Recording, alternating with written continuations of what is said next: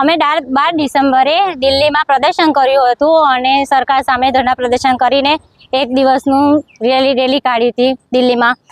પણ ત્યાંથી અમને સરકારમાંથી કહેવામાં આવ્યું હતું કે ભાઈ જ્યારે પર બજેટ આવશે ત્યારે અમે તમારા માટે આશાઓ માટે કંઈક કરીશું, પણ બજેટ 23 તારીખે આવી ગયું છે પણ અમારા માટે કંઈ આવ્યું છે નહીં. એટલા માટે આજે અમે અહીં ખેડા જિલ્લાની કલેક્ટર કચેરીએ આવેદનપત્ર આપવામાં આવ્યા છીએ.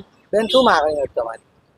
અમારી એક તો ફિક્સ અમને લઘુત્તમ માનવ વેતનમાંથી લઘુત્તમ વેતનમાં લાવો અને અમારો આશા અને આશા ફેસિલિટર બંને બહેનો કામ કરીએ છીએ તો આશાઓનો 18,000 સુધી પગાર થવો જોઈએ અને ફેસિલિટર બહેનોનો 24,000 સુધી પગાર થવો જોઈએ એવી અમારી માંગણી હતી. બેન, તમારી માંગ પૂરી ના થાય તો તમે લોકો શું કરશો? અમારી જો માંગ પૂરી નહીં થાય તો આજે અમે ખેડા જિલ્લા કલેક્ટર કચેરીએ આવ્યા છે આવેદનપત્ર આપવા, પછી ગાંધીનગર જઈશું અને જો ગાંધીનગરથી પણ નહીં સંતોષ થાય અમને તો અમે દિલ્હી સુધી પહોંચીશું.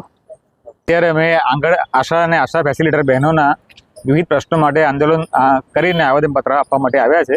એમાં લોકોને આજે બેને જણાવ્યું એ મુજબ એમને 18,000 થી 24,000 સુધીનો જે પગાર છે એ લઘુત્તમ વેતન ધારા મુજબ પગાર થવો જોઈએ અને એ સિવાય જે પગારમાં અનિયમિતતા છે 3 મહિનાથી બહેનોનો પગાર નથી થયો એ પગાર પણ નિયમિત થવો જોઈએ.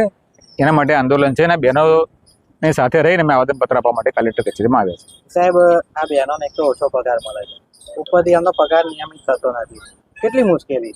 હા, એટલા માટે જ છે આ આંદોલન, એના માટે જ છે કે જો નિયમિત નહીં થાય તો આંદોલન મોટા પાયે થશે અને આ અવાજ છેક દિલ્હી સુધી પહોંચશે. પછી અને હું આશા વર્કરમાં 2008 થી કામ કરું છું. અમારું 5,000 બિલ બને તો પણ કે 5,000 થી ઉપર ના જવું જોઈએ અને અમને ટાઈમ ટુ ટાઈમ પગાર બી નહીં મળતો, વધારો બી નહીં મળતો અને કોઈ બી રોગચાળો આવે તો પહેલાં આશાને ન જવાનું, પછી બીજા કર્મચારી રિપોર્ટ ટાઈમ થાય એટલે કે આશાઓ રિપોર્ટ લખાવતો નહીં તો પછી અમારી ઉપર જ બધું કામ, તો જેનું અમને વળતર નહીં મળતું એનું બી કામ અમારી જોડે કરાવે છે.